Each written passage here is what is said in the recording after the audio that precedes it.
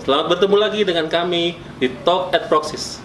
Pada kesempatan ini, saya Edward Librianus, Business Manager di Indonesia Productivity and Quality Institute, akan memberikan gambaran tentang kalibrasi.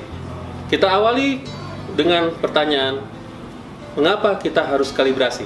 Salah satunya adalah untuk memenuhi persyaratan sistem manajemen mutu. Contohnya, ISO 9001-2015 di Klausul 71.5.2 menyatakan kalibrasi harus dilakukan terhadap alat ukur pada interval waktu yang ditentukan dan harus mengacu kepada standar yang tertelusur. Jadi, persyaratan tersebut meminta kita untuk melakukan kalibrasi terhadap alat ukur kita agar tervalidasi kepresisian dan akurasinya. Oke, pertanyaan berikutnya, apa sebenarnya definisi dari kalibrasi? Ya, kalibrasi adalah serangkaian kegiatan yang membentuk hubungan antara nilai yang ditunjukkan oleh instrumen ukur atau sistem pengukuran atau nilai yang diwakili oleh bahan ukur dengan nilai-nilai yang sudah diketahui yang berkaitan dari besaran yang diukur dalam kondisi tertentu. Definisi ini tertuang di ISO 17025 International Vocabulary of Metrology.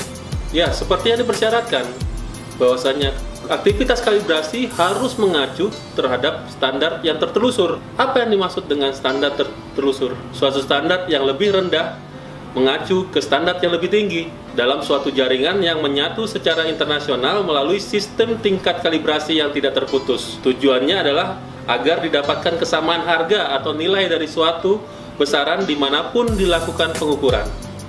Lalu apa manfaat dari kalibrasi? Khususnya untuk rekan-rekan kita yang di manufaktur, hal ini wajib memenuhi kualifikasi persyaratan sistem manajemen mutu yang mereka terapkan. Contohnya ISO 9001 tadi.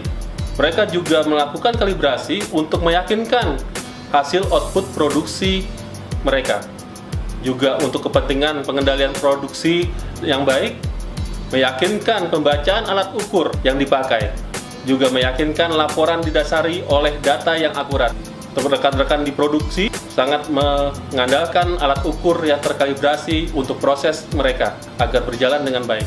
Sementara di industri perekonomian atau perdagangan, kalibrasi sangat berguna untuk meyakinkan keakurasian pengukuran barang yang diperdagangkan atau dijadikan objek transaksi karena telah dilakukan dengan alat ukur yang telah terkalibrasi. Yang menjadi objek dari kalibrasi adalah alat ukur. Sementara yang disebut alat ukur itu sendiri adalah instrumen yang digunakan untuk observasi dan mengukur suatu besaran. Ada dua besaran yang kita kenal.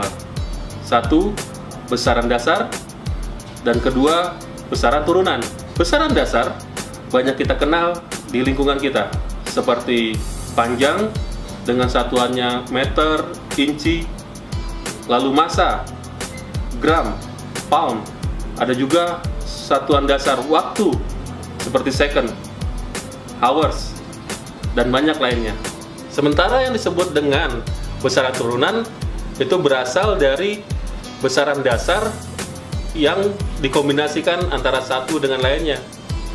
Seperti contohnya untuk force, kilogram meter per second, atau pressure, newton per meter kuadrat, dan energi, newton meter.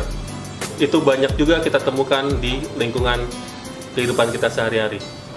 Banyak alat ukur yang kita gunakan di lingkungan kehidupan kita sehari-hari. Contohnya, untuk mengukur panjang atau dimensi, biasanya kita menggunakan mistar, kaliper, atau bahkan mikrometer. Timbangan kita gunakan untuk mengukur massa. Kita juga lakukan jam dan stopwatch untuk mengukur waktu. Kedokteran banyak menggunakan termometer untuk mengukur temperatur, suhu badan dari pasiennya. Dan di manufaktur banyak menggunakan pressure gauge untuk mengukur tekanan dari pipa-pipa yang mensuplai gas ke mesin-mesin mereka. Alat-alat ukur tersebut juga dibagi menjadi beberapa jenis. Kalau kita bedakan dari penunjukannya, ada yang berbentuk analog, biasanya di ada penunjukan jarum penunjuk di alat tersebut. Ada juga yang bentuknya digital, pembacaannya menggunakan light emitting diode LED atau juga LCD, atau menggunakan matrix, dot matrix, atau juga menggunakan CRT. Alat ukur yang lain bentuknya ada yang menggunakan recorder, yang biasanya kita gunakan atau biasa kita kenal seperti seismograf. Pembacaannya langsung ditulis di kertas skala yang sudah ada pada alat ukur tersebut. Ada beberapa istilah dalam kalibrasi yang sering kita dengar. Yang pertama, akurasi, atau banyak kita kenal dengan ketelitian. Definisi dari akurasi adalah harga terdekat dari suatu pembacaan instrumen yang mendekati harga sebenarnya dari besaran yang diukur. Ada juga kita mengenal dengan precision atau ketepatan. Ketepatan ini didefinisikan sebagai suatu ukuran kemampuan untuk mendapatkan hasil pengukuran yang serupa, atau merupakan suatu ukuran tingkatan yang menunjukkan perbedaan hasil pengukuran-pengukuran yang dilakukan secara berurutan. Ada lagi kita juga mengenal biasanya sensitivitas. Apa sih sensitivitas? Itu merupakan suatu perbandingan antara sinyal keluaran atau respon instrumen terhadap perubahan, masukan, atau variabel yang diukur. Ada lagi juga resolusi. Resolusi merupakan perubahan terkecil dalam nilai yang diukur yang mana instrumen akan memberikan respon. Terakhir, ada juga istilah dalam kalibrasi yaitu error, kesalahan. Hal ini didefinisikan sebagai penyimpangan variabel yang diukur dari harga atau nilai sebenarnya. Jenis kesalahan kita bisa bagi menjadi 3, yaitu ada gross error, systematic error, dan random error. Sekarang kita coba bayangkan manfaat dari kalibrasi. Contoh, kita sedang sakit, lalu kita datang ke dokter. Dokter memeriksa kita, mengecek suhu tubuh kita dengan menggunakan termometer. Terbacalah oleh termometer bahwasanya suhu tubuh kita adalah 30 derajat Celcius. Padahal aktualnya tubuh kita hanya sekitar 28 derajat Celcius.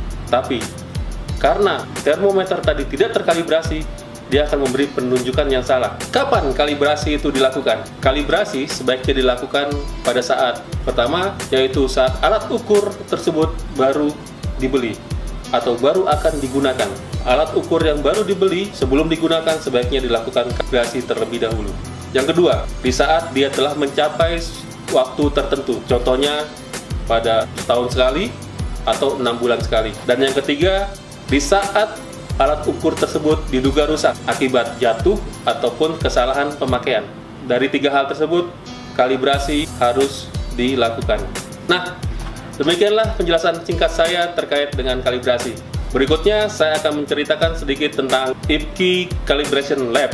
IPKI merupakan member dari Proxys Consulting Group yang bergerak di bidang productivity dan quality. Telah berdiri sejak tahun 2005 dan turut membantu klien kami dalam mengembangkan kinerja di perusahaannya. Sebagai education center, IPKI selama ini telah menyelenggarakan training kalibrasi seperti kalibrasi suhu, massa, dan tekanan yang telah melahirkan ribuan tenaga ahli kalibrasi internal di perusahaan mereka masing-masing. Sebagian besar klien kami adalah perusahaan manufaktur yang membutuhkan kepresisian dan akurasi dalam melakukan proses produksinya. Sulitnya mencari lembaga laboratorium kalibrasi yang terpercaya dan bukan hanya memiliki kemampuan dalam melakukan kalibrasi, tetapi juga mampu memenuhi tuntutan perusahaan dalam hal memenuhi kecepatan pelaksanaan kalibrasi sehingga tidak mengganggu produksi. Juga dia mampu memberikan konsultasi, bimbingan, penggunaan alat yang baik, juga memberikan training untuk mencetak tenaga ahli kalibrasi internal yang tersertifikasi.